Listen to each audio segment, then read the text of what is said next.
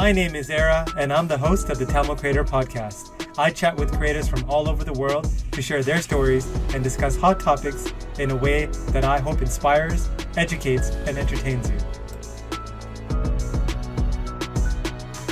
Hello, everyone, and welcome to another episode of the Tamil Creator. I'm your host, Era, and today I have a super interesting guest hopping on, joining me all the way from the Northwest Territories. She recently moved from the big city of Yellowknife, which has about 20,000 people, to she's currently talking to me from a small island with, I think, just under 1,200 people. Her name is Hamsha, I butchered her name, Pathmanathan. I hope I got that right. And she was born in Sri Lanka and immigrated to Canada at the age of 5 due to the Civil War. And like I said, she currently lives in the Northwest Territories. She completed a Bachelor of Science in Zoology and Forest Conservation, which is not a degree you often hear somebody that's Tamil doing, but I think it's super cool. And she followed that up with a Master's of Environmental Science in Environment and Resources Studies from the University of Waterloo. And then during this time, she undertook research in implementing a multi-strata agroforestry system in Sri Lanka to improve biodiversity and increase food security for impoverished communities in the region. Sounds like a mouthful. She'll explain it. And she has also volunteered on various projects in Nigeria, ranging from gender equality, land rights, green entrepreneurship, and wildlife conservation. So it's a very impressive bio. So I will let Hamsha now, do the Duchess of introducing herself and talking about her upbringing. So Hamsha, tell us about your upbringing, your family, how you grew up, and how the heck you got into, how did you end up in Yellowknife? That's a good conversation starter. Or not Yellowknife, sorry, in the Northwest Territories. Northwest Territories, Yellowknife and Fort Simpson. Yeah, so just a little bit. I mean, I think that bio was pretty comprehensive, but deep diving more into that. Like mentioned, my mom, my sister, and myself, we moved from Sri Lanka, Jaffna area to Toronto in like 94, 95. I would say I kind of had an unconventional upbringing in some ways because, Sri Lanka was deemed to be this place that was super scary, unsafe. So, and Canada was sort of like that promised land.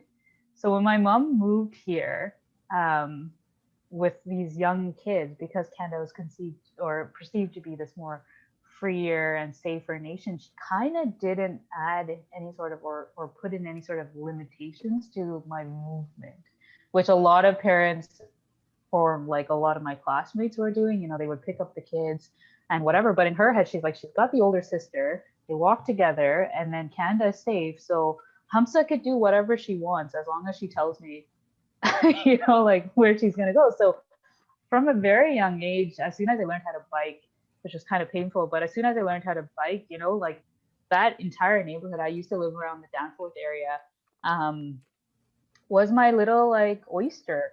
So I would bike, and if I saw a little alley, I would go through the alley. I'd end up in a ravine. I'd be, looking at the water, the plants, and I would just get lost and meander here and there. And then I would get home, get yelled at. But in her head, it was never so bad as Sri Lanka. I wasn't going to get shot by a soldier or kidnapped or anything, right? So then this is how I continued. And my dad was very chill with this idea of like,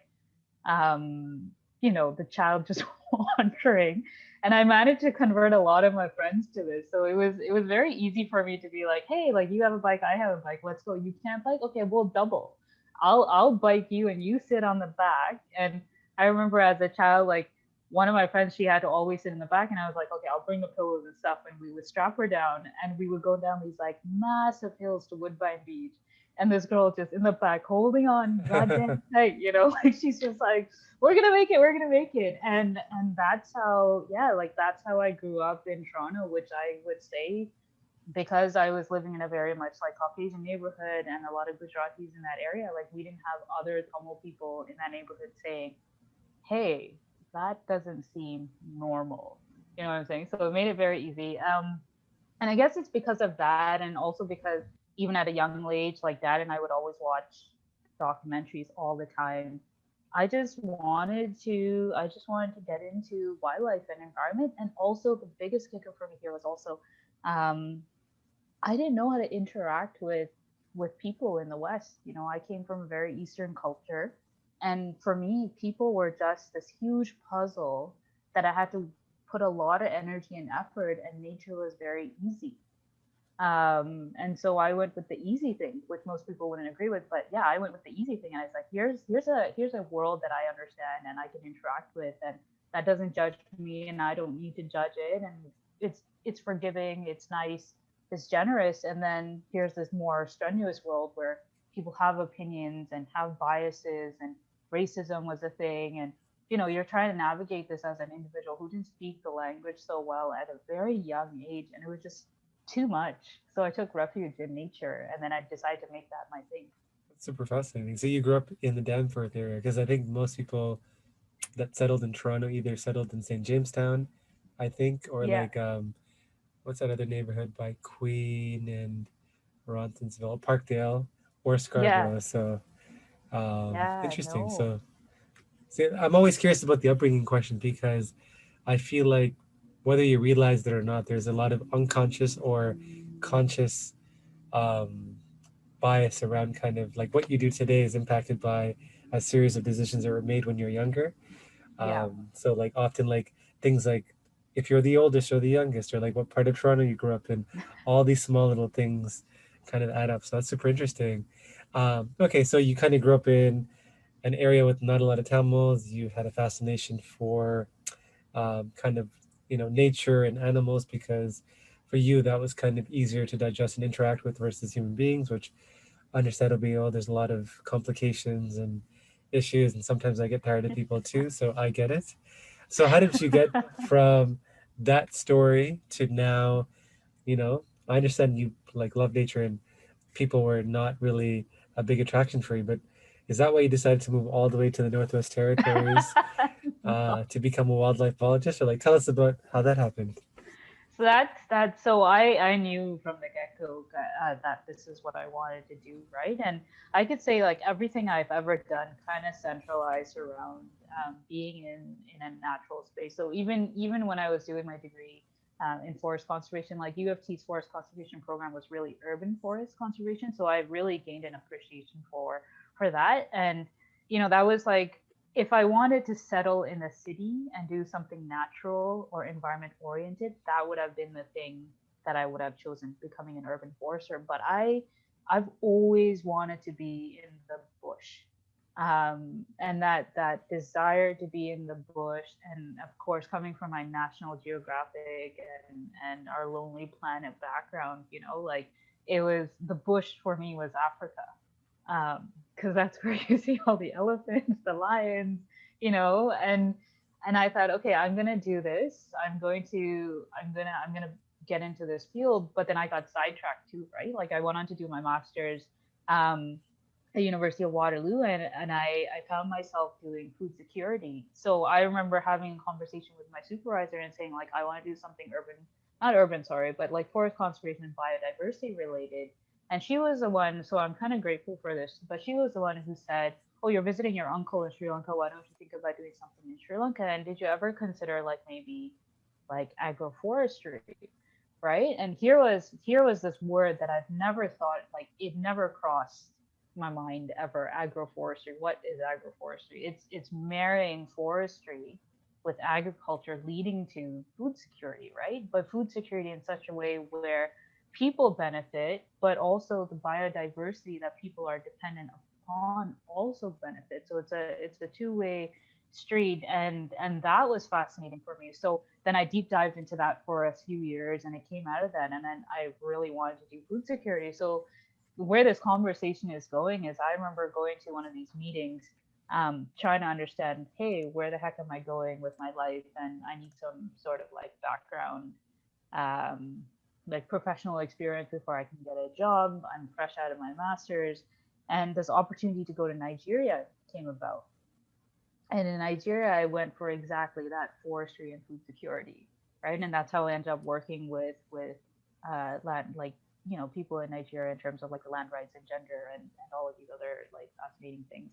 And what happened from there is I got there and the government changed and the mandate for environment got dropped like a hot potato. And I was kind of like this, jobless or internship individual who had all of this background and then couldn't utilize it because the organization I was placed in, which was the Ministry of Climate Change and Forestry, was running the UN Red Plus mandate, but that was no longer accepted. And I remember telling my coordinator at the time saying, hey, I have a lot of time. You've got way too much work than that needs to happen. Like, what can you give to me that I can implement? And he said, oh, I have to do this thing on like gender rights and land rights and land tenure. And I said, yeah, let me do that. And through that project, and I can go into a whole different tangent about this, Ara. Like, I've got stories upon stories, but well, let's not get too deep into it. But through that project, I ended up saving a bunch of mongoose babies from a particular kind of death. They were going to die because they were going to cook them up. And I just thought, like, why would you kill these things? These things eat cobra, and you're telling me like cobra is a Yeah, big problem. I was gonna say mongoose are like one of the cobra's natural predators. So yeah. Exactly. So I was just like, why would you do that? And like, don't eat them. I'll buy them off of you. So I ended up having these like two little mongoose babies in this like 14-day field work. And thinking like, I don't know how to take care of a mongoose. I bought it because I didn't want it to be eaten, but then what am I doing? So we kind of skipped state without telling our coordinator. And I remember the coordinator calling us saying, oh, hey, how was your like day at field work? And what are you guys doing? And I remember telling my field assistant, do you want to talk to him? Because I don't want to talk to him. So my field assistant takes the call and he's like, we're going to a climate state. Like, and my coordinator is just like, what? Can you say that again? And he's like, we're going to Aquaibum State. And Aquaibum, so I was in Calabar Strait, and Aquaibum's literally like the next state over. And he's like, why are you going to Aquaibum? Like, what is in Aquaibum? Like, that is not even part of your mandate. Like, why are you going there? And he's like, here, Hamsha, go. You can talk to him. So I was like, so we ended up saving these mongoose babies, and the field assistant, like Pastor says, there's a guy, wildlife biologist in Aquaibum State, so we're just gonna go and give it to him. And the really cool part about that is that one decision to go over to a different state to hand over these mongoose babies actually kindled a relationship with a professor, like a wildlife biologist in Nigeria, that lasts to this date. And it was really cool because the second half of my placement, I spent more time in the bushes in Nigeria with him, collecting snakes and salamanders and frogs and just, definitely living it up in the bush with him than actually doing placement, because they were still trying to figure out what they wanted to do with me. And I just seized the opportunity to deep dive into this. And it gave me a different level of understanding of the natural environment for Nigeria. I was living in a town at that time. And it really like, it solidified for me the fact that, yes, like I was right as a child when I decided that bush living in Africa was the thing I wanted to do. But it's so crazy. You just make it seem like collecting snakes and all these samples, because like I love animals. I have a respect for nature, and I know the place that snakes play in the ecosystem of kind of keeping Yeah. certain things in check, their importance. But I'm terrified of snakes. Yeah. And you went to Yeah. Africa, in Nigeria, which is part of Africa, Yeah. which has like a ton of poisonous and aggressive snakes. Yeah. And Yeah. you seem Yeah. to like have no fear around that, which I find amazing, because you sound like you're like the Tamil Steve Irwin. You, I feel like you could like, yeah, maybe that should be like your next stop after Do whatever you're that with doing. Australia and be like, I'm the new Steve Irwin. That's right, guys. This episode is sponsored by nobody. That's right, nobody. So if you could be kind enough to hit that subscribe button, that would mean a lot to me. No, like so even though we were following the snakes and all these other herb species, like I never caught them, but I was fascinated by the guy who did. He would do it barehanded. He would just like, boop, here it is. Here's But a you were snake. close by. You're like, Oh yeah, I was there. I was like I had 3 cameras on me at that time, and I would be the girl like in the dirty water taking pictures of these like these animals, right? And I remember one day it was pouring rain, you only went out to collect these species after 6 p.m. when the lights were like there's no sun, and you're listening to their calls. And You're doing we this at were like, night? yeah, at night we would, so the whole day we would chill out at the campsite and listen to who I call him Doc. So I listened to Doc tell all these stories about his life growing up in Nigeria and how he ended up becoming a primatologist and a herpetologist, and now he works with manatees, right? And then at 6 p.m., bam, we're all like kitted out. And when I say kitted, it's just a raincoat and mining lights, right? Nothing fancy. If we ever got hurt, that was it. No one had a first aid kit. And we would just go looking for these animals. And this could be, and the thing is, like, we had a guide who knew the forest. There was no maps. We had zero maps. We just followed this one guy into So this something bush. happened to that guy. You guys are That was done. it. We'd all be Okay. just like hanging around, and this particular forest had elephants in them too, right? So we'd just be hanging around that forest till like the lights came up or anything. But yeah, like we're going through and it's pissing rain, and we found these like frog species, right? And it was right in the ditch, like it was garbage ditch. I swear to God. And I'm getting directed on how to take pictures of frogs because there's a particular quality that you need to take, like you need to follow when you're taking these pictures. And he's like, the eye shine is important. You have to get the top end and this side and that. And I'm just like full on in this dirt, in the garbage, angling three different cameras to take pictures of frogs. Right? And that was my experience.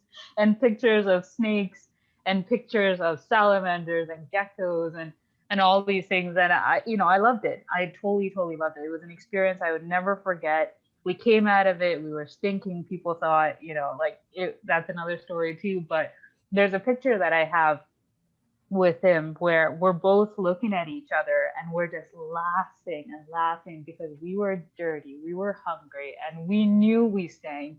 And it couldn't get any worse because we missed the bus to go to Lagos, and it was pissing rain again, and we're just like, this is life. Great, welcome to Nigeria. That's amazing. I can't believe you went in the dark. I was thinking of my wife and I, we did a trip to Kenya. I think I forgot the park there, but like we did like a safari, Mm-hmm. and I just remember like we were in the middle of the like savannah, and we were like watching the lions from like fairly close, and I was like terrified. But then it was funny because there's like 20 lions, but then this one bull elephant kind of just came through, and they all like scattered. Scattered.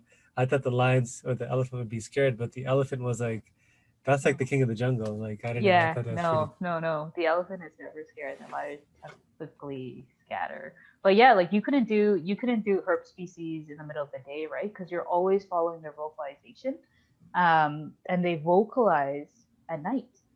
But it's just crazy because like of all like the potentially dangerous, like Oh yeah, like the there's risk. like, what do they call? Oh yeah, the leopards. Those are like creeping around the trees. You have the snakes. Like it's, I would even do that during the day, and you do it at night when you can't see. So, anyways, so you're in Nigeria, and then so how did Yeah. that get you to the Northwest Territories? So I came back from Nigeria, and I think I mentioned this in my article as well. But I'd love to say like I came back and had all this like rich experience that translated right away into this amazing job. It didn't. I ended up shifting to telecom, and like it was something you just had to do, right? Like you do things that you're passionate about, and then you do things because you need to make a living. And this was something that I did, just to make a living. But for me, no matter what you do, there's always a learning experience. There's always a lesson to be learned, and I learned very quickly that I was very like adaptable, but also I liked working with people in the sense that it was really interesting to see what makes people tick, and what makes people become passionate, or why people stick around to do certain things. So that was really good. I worked with an amazing Canadian and American team, but I was just not happy. So amazingly enough, someone that I worked with in telecom was the one who suggested I jump over to the feds, and I jumped over to the feds. Um, you can only do admin tasks for so long before you get fed up with that too, right? And I had a friend who was living and working out of Nunavut, whom I met in Nigeria. So here's how Nigeria connects to all of this. I had no idea who this guy was until I went to Nigeria, And then that relationship also continued outside of like the country context. And he was living and working at a Nunavut. And he said, "Hey, Hamsa, like, I know you want to get into environment and I know you want to do all of these things." And he said, "You should really consider moving up north. You should consider moving to either like NWT or Nunavut or Yukon somewhere, and it'll really give you the boost that you need for you to enter this career, like this particular career path." And I said, "Ah, nah, no, like I'm not down for -50. I can't even stand like Toronto's -35. Like, why would I put myself through that, right?" And so I kind of said no, and I continued doing my position with the feds. Um, but there comes a point where like I couldn't lie to myself anymore and say like you can do it, I'm sorry, like you can do it, and I just, you know what, screw that. So I applied to all three territories, right? And NWT was the territory that I managed to secure an interview with, and then I ended up here in 2019, and I started out in what we call, or what's called, the environmental assessment and management division within the Environmental and Natural Resources Department. And within 4 months of that position, an opportunity came for me to work as a wildlife biologist. And I totally seized it. It was an internal transfer request. I talked to my manager, and then I talked to the manager who was hiring, and I put in my resume, and they took me up. And it was just like seizing opportunities as they came, like I didn't limit myself. I knew what my limitations were, but I also knew that if I was honest about it and I told them, what my shortfalls or shortcomings were, we can always work at, you know, becoming better, etc. Right? And so that opportunity came, did that for a few months, and another opportunity came in wildlife division, did that for another few months, and then um, just as my contract was ending, this opportunity came in Fort Simpson, where I'm right now, population of 1,200 people. And I remember being very hesitant at that time. And this is like peak of COVID, right? COVID had just hit, people were freaking out.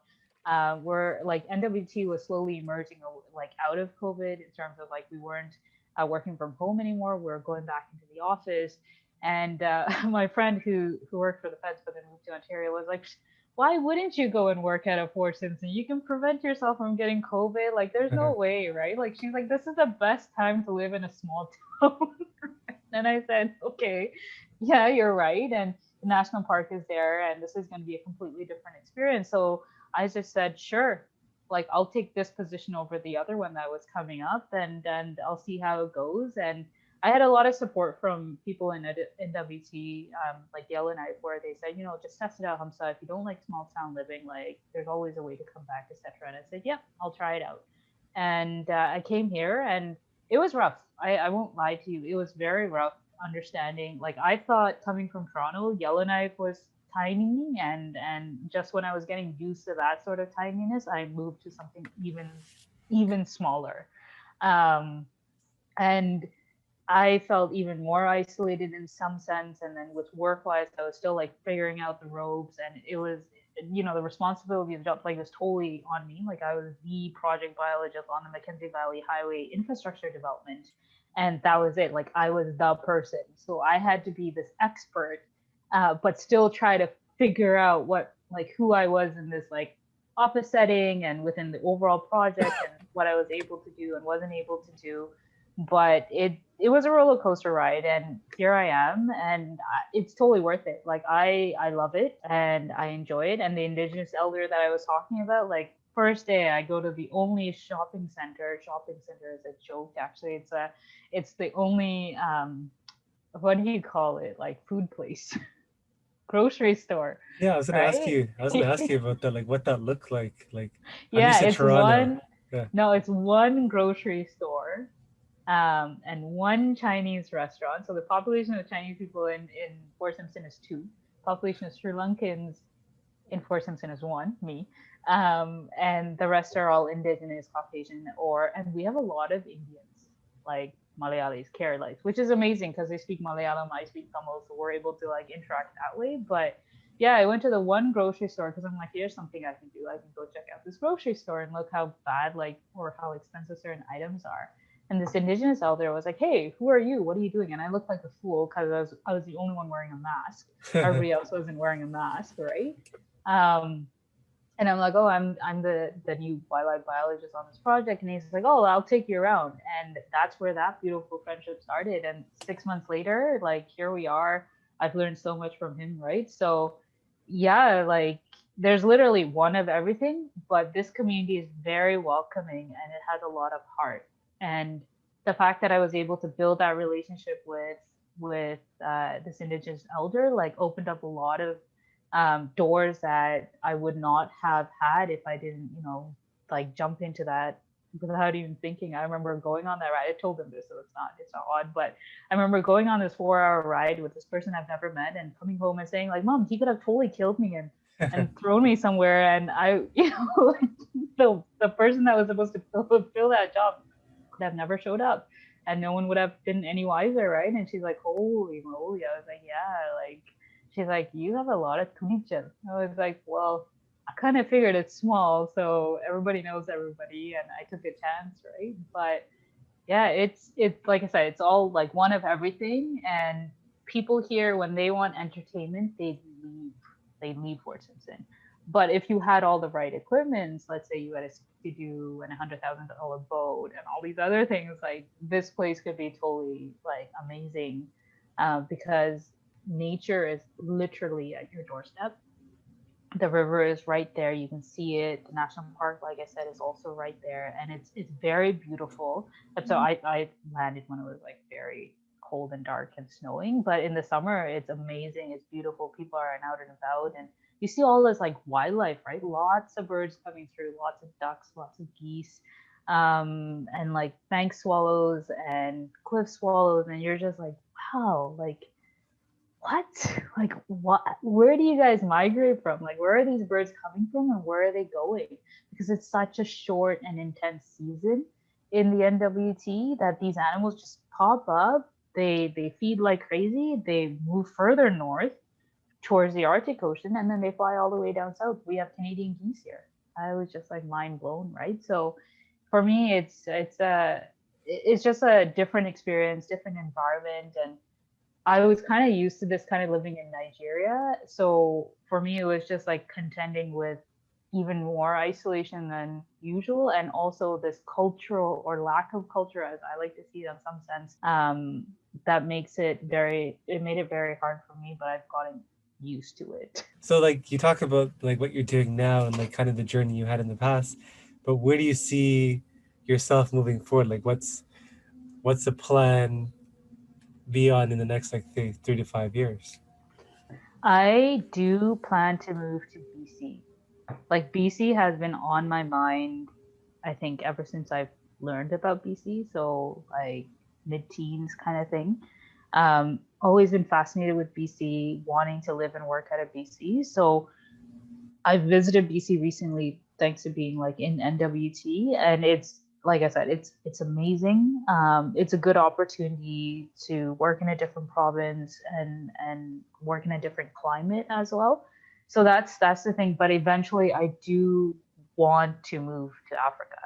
Like Nigeria is where I would start out with, and then eventually probably move out to like Kenya or Tanzania. But I definitely want to go back to Nigeria and work with the professor again.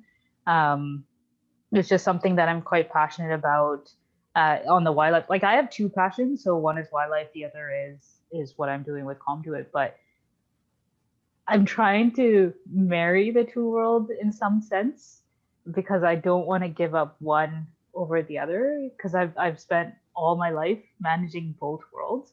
So I still want to pursue this dream of living and working out of Africa, but still doing food security and all these other things that I'm doing with like Home to It too, right? So Africa is there. I'll get to Africa, but I need to work very like I need to think it through and how I'm going to do Africa plus this thing that I'm also super passionate about, which is helping people back home and empowering and uplifting, right? So it's a thought, but next step, concrete step, moving to BC. Did you know that every time you left a 5 out of 5 review for this podcast, a Tamil parent lets their child pursue a career in the creative arts? Okay, that's probably not true, but if there's a chance that it is, do you really want to jinx it? leave a review. Do it for the young creative in you. I feel like if I was in your footsteps, like I'm like being a romantic thinker, but like I think of like the Galapagos Islands, I think of Madagascar, I think of Amazon, like all these like rich, these Biodiversity areas. biodiversity areas that would be like cool, Yeah. but probably also even more dangerous and more scary. So, especially Yeah. the Amazon with like piranhas and poisonous Oh, snakes and yeah. yeah. Yeah. I would definitely not navigate the Amazons by myself. I would for sure do that as like a thing with other people. Like I don't think there's a lot of things I'm willing to do, but the Amazon is the one place that I'm just like, I Why? want to do it on my own. I think it's because exactly what you said. There's a lot like Amazons is just like full of poisonous and venomous plants, animals, predators. You're not safe on the land, you're not safe in the trees, you're not safe in the water. And if you don't know that landscape, it gets really hard. And I've heard about stories and where people have walked into the Amazon, like just to do field work, and they forgot to turn back, or they were just like, we can do a little bit more, and the sun had set, and they got turned around, like totally and completely turned around because if you don't know the lay of the land, it all looks the same, right? And then you go into full panic mode. And I was just like, not Wait, gonna wait, do so what that. happened? So like these people, like they got Yeah, lost so and what? eventually they just waited it out. And then once, like once the sun started coming up, they were able to figure out where they were going. And they were able to return. But yeah, like going in and then just a little, like just at dusk, right? Like you get turned around so fast because everything looks different things. And that's the thing, like the forest becomes a different beast altogether. Different things start awakening. I'm not talking about animals here, we're also talking about like night plants that only bloom at night and whatever. So what you're like, oh, here's where the vines are, and here's where the tree was, all of a sudden there's no vines because it's all covered up with flowers or something else, and then that looks like something completely different, right? So yeah, like for sure, not the Amazon on my own. It's Definitely also not on my own. even though it's super dangerous, like what I've heard about the Amazon is like there's so much biodiversity there that there's a lot of like pharmaceutical drugs or like kind of medicines and things that are Mm. kind of derived from plants or even creatures like from there. And the crazy thing is like we still haven't discovered, at least kind of the West, like all the kind of species and plants and like they're being destroyed faster than we can kind of discover them, which is kind of Oh yeah. sad. But I know, yeah. So, anyways, like I'm like super fascinated by those particular three areas, probably because they're like the most well known as well. But Yeah. yeah, you talked about food security. That's a topic I'm super interested about as well because I know people now that are kind of getting into that space, whether it's kind of like greenhouse tech or like um, you know um, more interesting ways of kind of growing food closer to where it's consumed.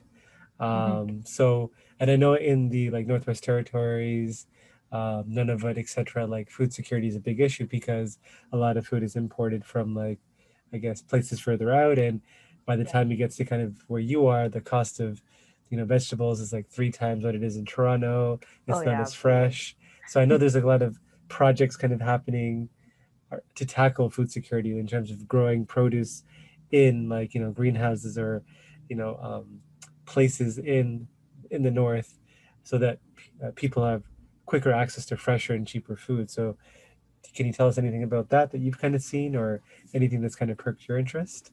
Yeah, so I can't speak for the other territories, but within the NWT, there is a bigger so here's actually I kind of found this fascinating in the NWT. Everybody in the NWT has a garden. I Mm. think it's because like let me backtrack. So when you think of a Toronto, right? Not everybody has a garden.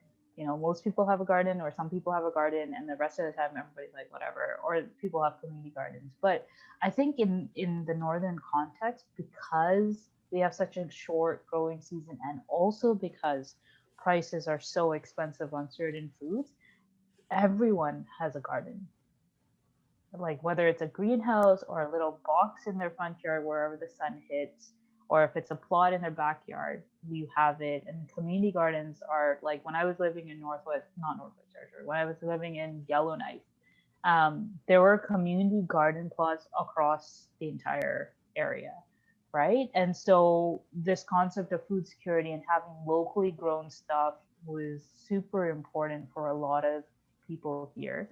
Where food security issues become a real crisis is in these remote and rural communities where they're so far north that their growing season's a little shorter, but then the other problem is they don't even also have the same access to like soil, right? Soil amendment. Like in Yellowknife, you have Canadian Tire. They do sell those bags of soils. They used to go for $10, and now it's going for like $2 or $3, and everybody can afford it. But there's no Canadian Tire further up, right? And so people have to work hard to get the same sort of resources. And then it's also like, okay, well, what am I planting? And if you have never planted ever in your life, then it just becomes this sort of like tedious and hard thing because now you're also contending with permafrost, right? So in some areas, I think food security, like the conversation around food security, especially in major hubs like Yellowknife and Inuvik, is quite intense, and people are working actively to resolve that issue. But in other areas, it's a little bit harder, and we don't know what the real solution should be because with permafrost and climate change and whatnot, it's a problem. And then the other thing is you also have to think about nutrition and diet. So what you and I could be like, oh yeah, you need to grow potatoes, turnips, and tomatoes, and that's how you're going to be food secure, could be completely inaccurate for these indigenous communities living further north. Like for them, food security is being able to access caribou and moose when they need it, right?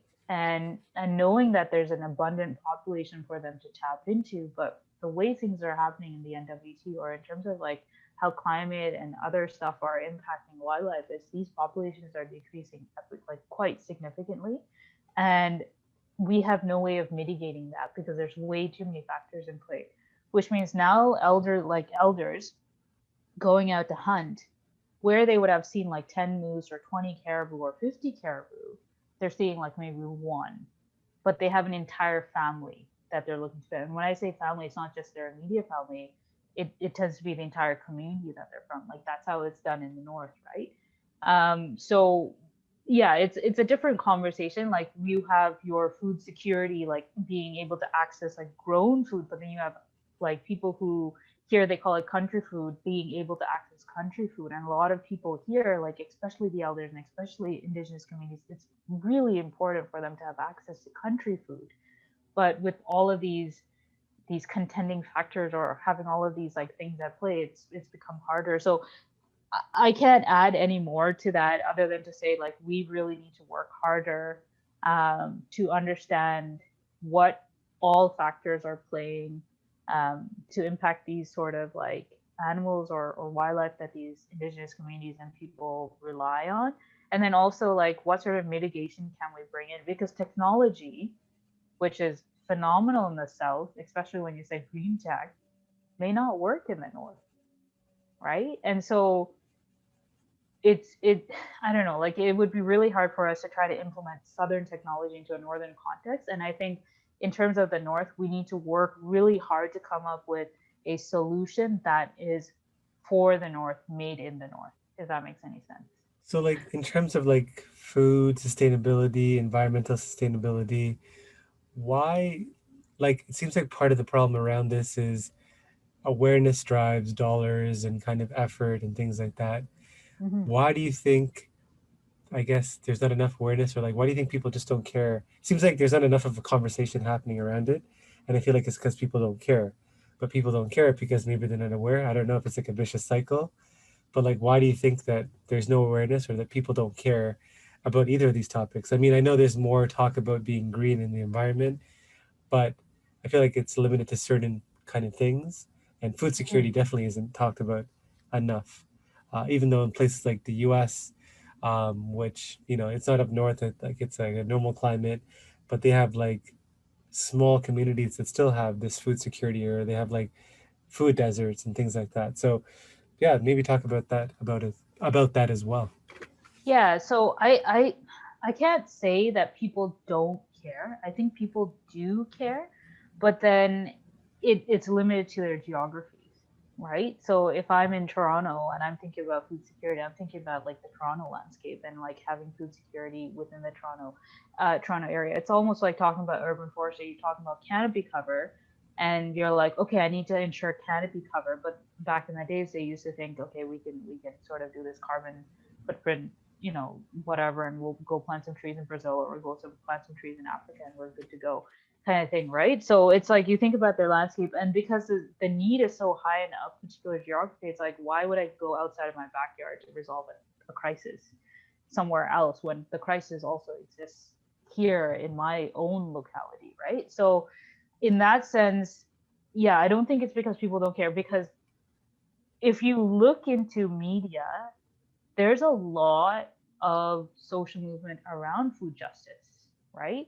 There's so many organizations popping up, and lots of them have like they're BIPOC or people of color, like those organizations are, and it's almost like a reclamation of heritage of land, and those conversations are happening. It's tedious because it's not happened before. It's tedious, but there's a movement that's happening, and it's actually, I would say, in my opinion, it's actually got some speed, right?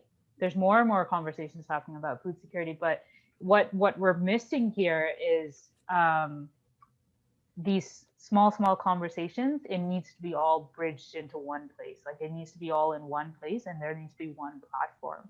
And the government is doing a good job. Like, the Trudeau government administration is doing a great job when it talks about thinking about like food security and ensuring there's dollars there. But then again, you also have to wonder, like, are those dollars being put equally across spaces or just in one locality, right? Or particular geographies.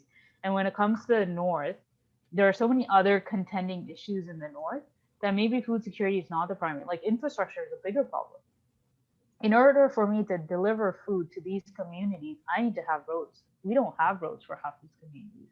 So how do we talk about food security when you need to have infrastructure for that to happen, right? And then if you're talking about, even like I said, like, even if I'm going to teach somebody how to create their own food. Funny story, when I was doing my graduate thesis, out of our cohort of 10, myself and one other girl, we did it in communities outside of Canada.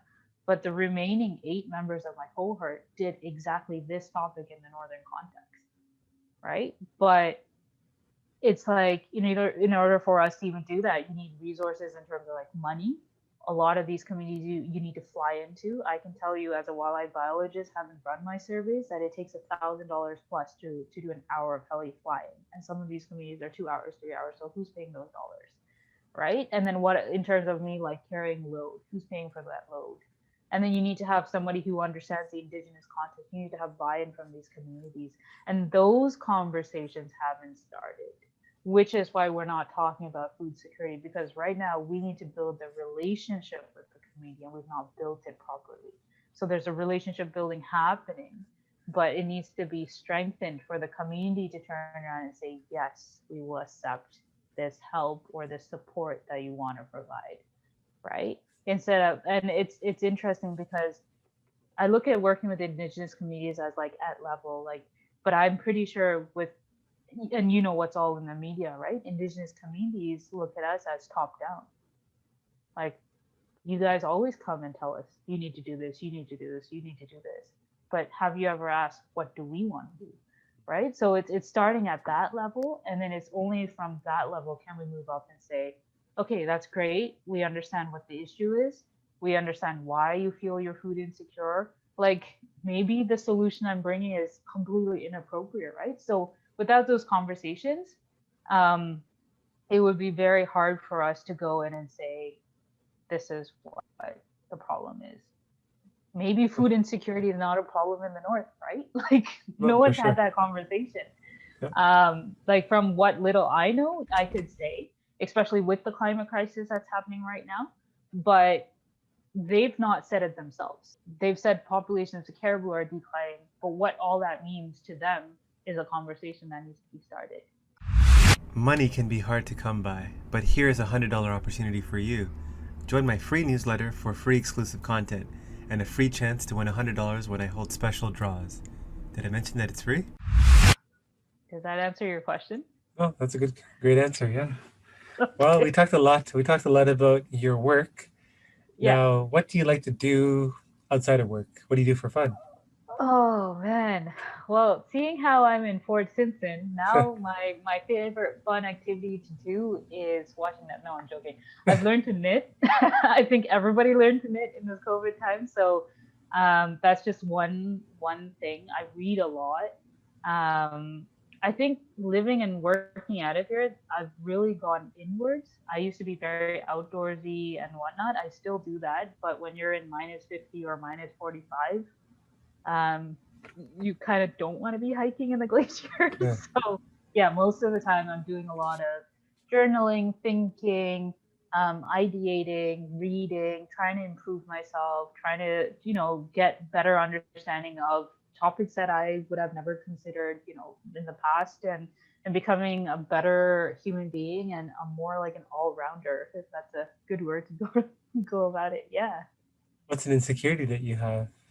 Insecurity. Oh my gosh, talking to people. That's an insecurity all the time because I'm very blunt, and straightforward. And I know that needs to be kind of like smoothed down just a little bit. So I'm always trying to assess when I talk to people, like what is too straightforward or what is appropriate straightforwardness.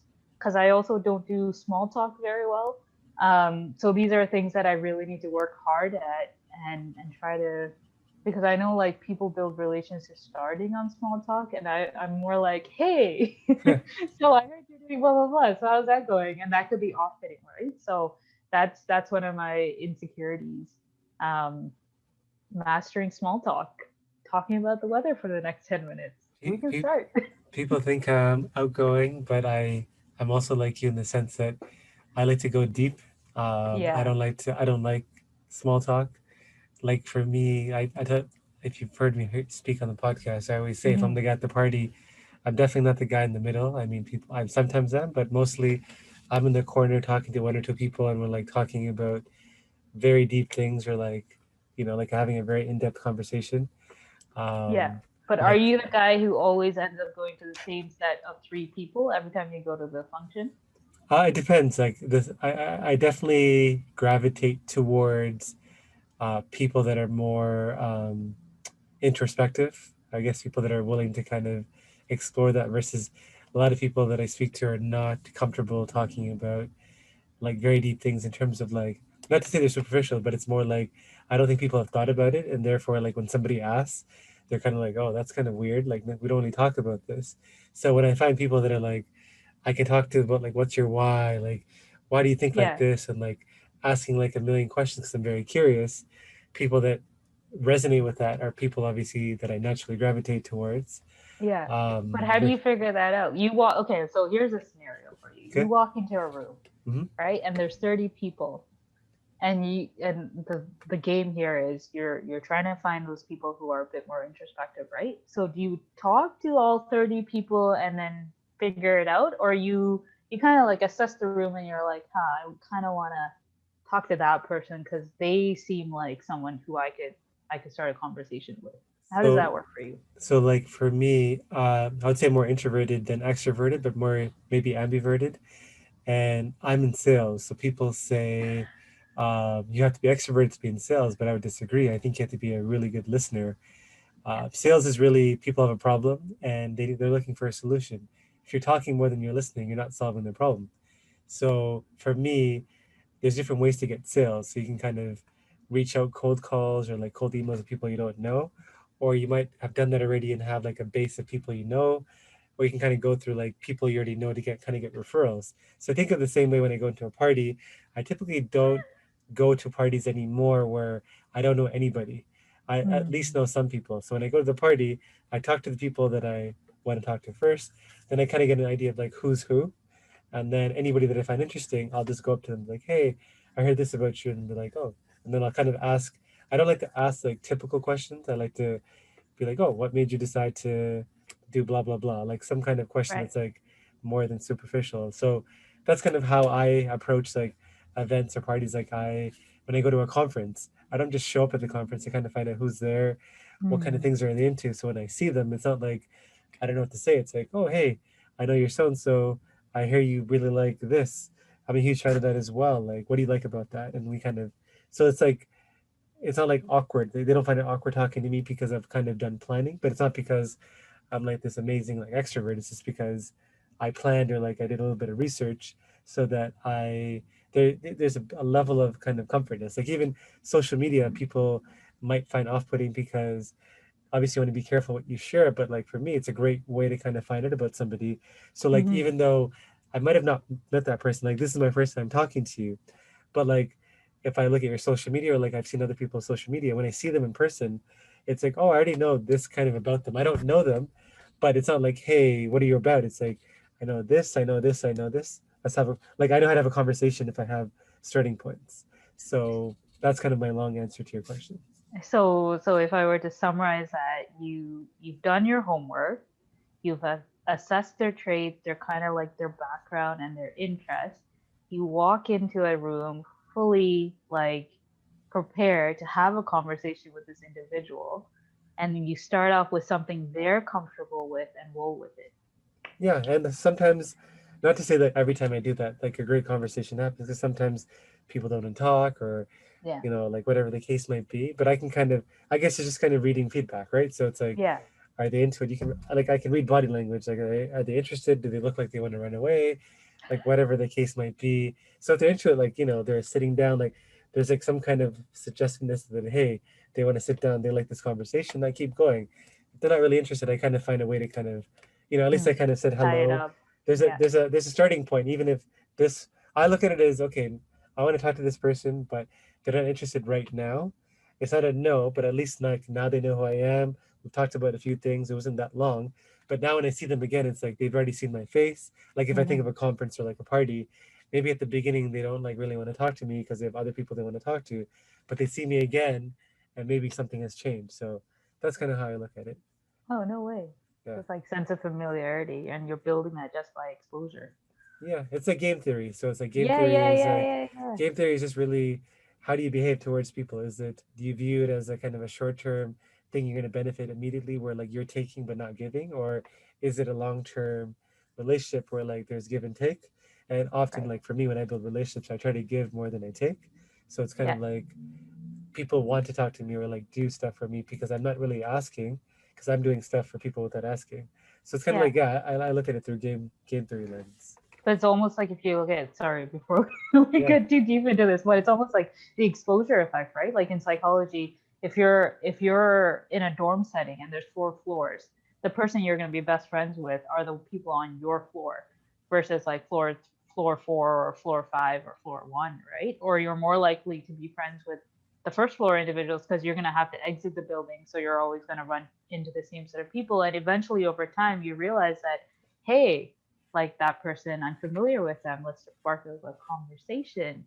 And that also applies to like relationships and dating, right? The more exposed you are to an individual, the higher likelihood there is that you're going to end up with that individual versus someone who's like in a completely different, let's say, department or a completely different field of study. But So I it's think the it's same also, thing. I think in that floor example, I guess it depends on your like intentionality. So like Yeah. if you're most people that kind of just do what's convenient, you're gonna kind of chat with people on your floor. But if you're like, hey, I've only seen this floor, let me be intentional and create Mm-hmm.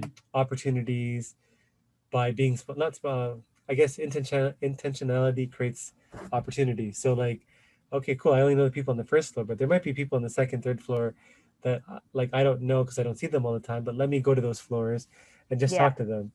Yeah. Um, so yeah, so like for me, I look at it as I like to like be a connector where like I talk to like a bunch of different interesting people and I like to bring them together in different whatever it's in person or like through like a platform like my podcast.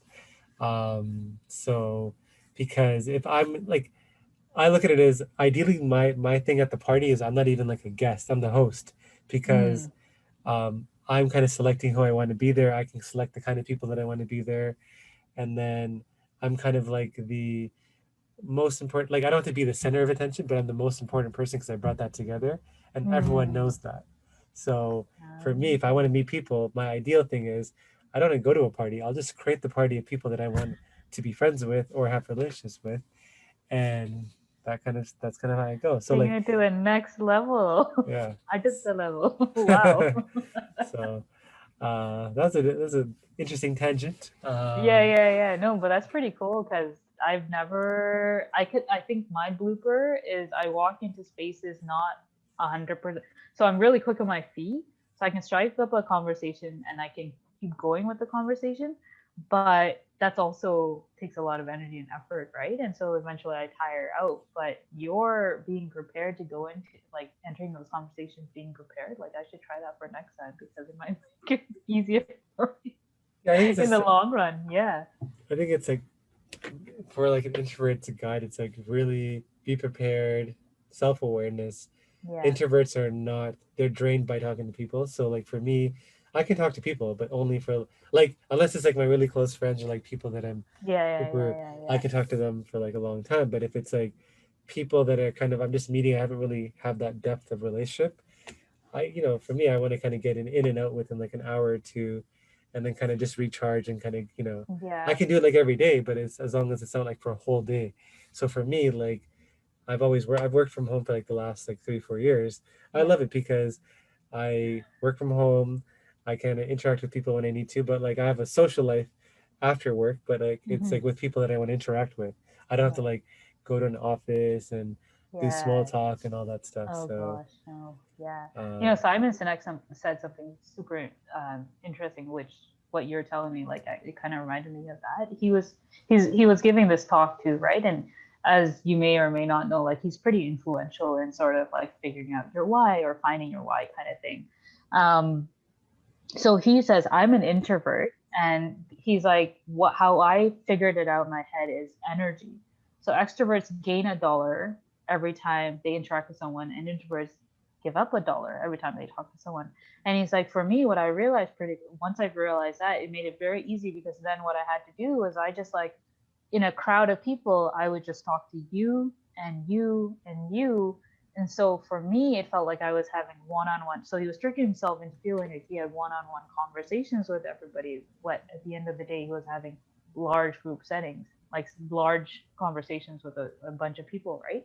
And he's like, that's how I circumvented my sort of like, losing energy and being introverted and tiring out after these like big meetings, and just being like, I don't want to see people anymore because I'm just like totally done with it, right? So when you said that, that's what it reminded me of. Yeah. question I like to always ask people as well is about personal legacy. So, how would you want to be described by your friends and family? Oh my gosh, that is. I don't know. I don't know. I never really gave that much thought, but I think they all like, I kind of have a sense of what people think of me as anyways. I think when people look at me, they just see someone who's resilient and a go-getter. Um and someone who just, like, I make a plan and I go for it, and I think that's the legacy that I'm going to leave behind, especially for my younger cousins who, like, I'm better at showing people by example than actually like telling them you need to do blah blah blah. So I do definitely like walk the walk and talk the talk kind of thing. So um when my cousins look at me, like, I want them to know, hey, like, Hamsaka has done this, has moved here, has achieved these goals. She's wanted to do it ever since she was a kid. And I don't have to be a lawyer or a doctor or a teacher. Like, I really want to pursue, let's say I want to pursue being a drummer. Maybe, like, because she's done it and she's succeeded, maybe that's what I have to just persevere, be resilient, take the tangents as they are, and not get overwhelmed by the fact that things aren't going your way right now. So I feel like that's what I want people to know me for at the end of the day, right? Resilience, perseverance, have a plan, and just like flow with it. Because you seem like you had, like you said, you had a lot more time to kind of spend indoors and be introspective and improving yourself. Has there been any books or like a podcast or just like something you kind of consumed like information wise, that has really had an impact on you in the last few years? Yeah, so I have been reading a lot and lot about psychology. I love psychologies, right? And exercise psychology for me like has been a fascinating topic. Only because you see all these like endurance athletes and they do these amazing feats, and you're just thinking like, wow, like how did you push yourself to do that, right? Like why didn't your body give up? What is this magic sauce? So the book that I read quite recently, it's called How Bad Do You Want It by Matt Fitzgerald. And it talks about exactly that, like literally the saying, like mind over matter. Like he goes into quite a deep analysis on this thing. So he was saying, like the one thing that stuck to me, anyways, is he says, um, athletes who are endurance athletes, so they're running like these huge marathons, right? So they did a test and they realized like the importance of thought, how important thought is they did a test and they realized that the perception of becoming thirsty stops an athlete from completing the marathon, even though the body could have ran that marathon. Like, I don't know why, but that was like pretty powerful for me, because in my head, what that solidified was you really can do anything you set your mind to do, but you just need to have the strength and the discipline and the belief that you can achieve it, right? So this could be as easy as like, oh, I want to run a 5K. But if you don't believe the fact that you can run a 5K, or you think you're just joking, and as soon as it gets a little hard, you'll drop out, then no way in your life are you ever going to run a 5K, let alone a 1K, right? So it's and in this book, like the guy actually says, whenever you're doing something, just ask yourself, how bad do you want it? Even when you're competing, how bad do you want it, right? And if you want it less than the other guy, you're going to drop out. But if you want it more, you're going to push yourself. And I think that's like very, very important when you're pursuing whatever your goal is, whatever your path is, that, if you want it bad enough, you'll persist, right? And it really is a mind game, and you're your number one barrier. So you need to start to like overcome your own barrier and push through. Everybody else is secondary. Whatever people say behind your back or to your face or sideways, whatever, that's all secondary. Like you are your own champion, and your mind is it. And all this negative thoughts and all these like negative things that come your way, that needs to just be thrown out the window, and you need to persist. If you had a chance to go in a time machine and visit 16-year-old Hamsha, what would you tell her? Oh my gosh, I don't know. What did I say in my TC article? Probably the same thing that I would say now. Just to persist and keep persisting, right? And don't let the haters, I mean, just to be bland or blunt about it, don't let the haters bring you down. I was kind of lucky the way I grew up. I was kind of like very much cocooned by my family. We were like odd people, I would say, compared to some of like my relatives and stuff. We were very different and unique. So I ended up going through a lot of things without that external sort of like criticism, because my parents did a very good job in instilling that sort of like sense of like, you can do what you want as long as you put your, and they gave us a lot of like from the start. My parents gave us, like the kids, the responsibility of deciding what we wanted to do, and they gave us the decide like the responsibility of weighing our options and choosing our path. So when you're given that kind of responsibility, you kind of think like 10 times, okay, do I want to pursue this, knowing all of these hurdles are coming up? Like you have to think quite strategically, right? As like a teenager, when you're saying, oh, I want to become a wildlife biologist. Okay, but what all does that entail, and can I do it, right? So yeah, just to keep persisting and keep moving forward, and like just take it, like don't be so harsh on I was very goal oriented, so it made it very hard sometimes for myself. But don't be so harsh, and if your goals don't pan out right now, that's okay. Like just persist and keep persisting. Quick tangent before we go into our last segment. The what you just described is like if parents gave their kids more control over kind of what they wanted to do, Yeah, I think kids would be more likely to take responsibility versus kind of going through the motions. So yeah, I think of companies that have, hey, you have 3-4 weeks of vacation versus like, so there's like a lot of tech companies that have open vacation policy. You can take as much vacation as you want. In they did, I think, like they looked at the number of days people took vacations in both scenarios, and you Mm-hmm. think open vacation policy, you'd have people take more vacation days, but it's actually when you tell somebody they can take 3-4 weeks off, they take three or Yeah. four weeks off generally. Yeah. But Yeah. if you give them responsibility to choose, then they're like a bit more hesitant or like reluctant to kind of misuse it. So Yeah. I found that interesting. Yeah, no, that's pretty cool. And like I said, like my parents at a very young age, they were just like, you decide what you guys wanted to do. But I always knew, like ever since I was a kid, like if you talk to my mother, like Amma would say Hamsa at grade 4 said she wanted to become a scientist. When I went to career studies in grade 10, I said I wanted to go into biology. By the time I was in like grade 12, I said zoology. I went to the University of Toronto for zoology, right? So I always got more and more specific as I got older. But like in comparison, my sister was just like doing many different things, and so that was like mind blowing for my mother, because here's one kid who was like very like, this is the route I'm going down, and then this other kid was like jumping around, right? Like, so she had to like handle that, but she still, despite that, she still turned around and said, you know what you guys are good at, you know what you have to do what you got to do, but finish. Like her big thing was like, get your education, right? And then do whatever you got to do in that, but get your education. And I think she'd be proud of us now. Like she's definitely proud of us now, because technically, like we turned out all right, and that's what a mom wants at the end of the day. For sure. Complete. We're end of tangent. Yeah. So we'll get into the last segment. It's called Creator Yeah. Confessions.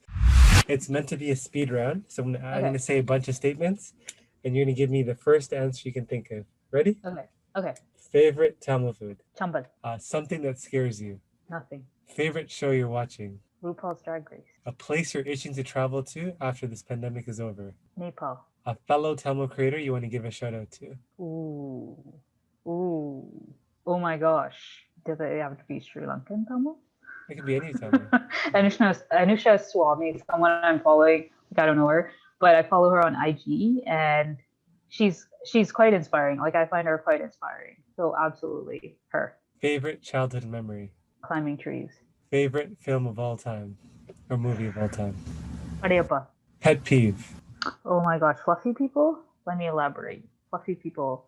How do you know? Pet peeve, fluffy people, literally fluffy people. Okay. Person or celebrity that you look up to? Nobody. But mom. So person, like celebrity wise, none. But person, I look up to my mom quite a bit. If you knew that you were going to die tomorrow, a regret that you would have? None.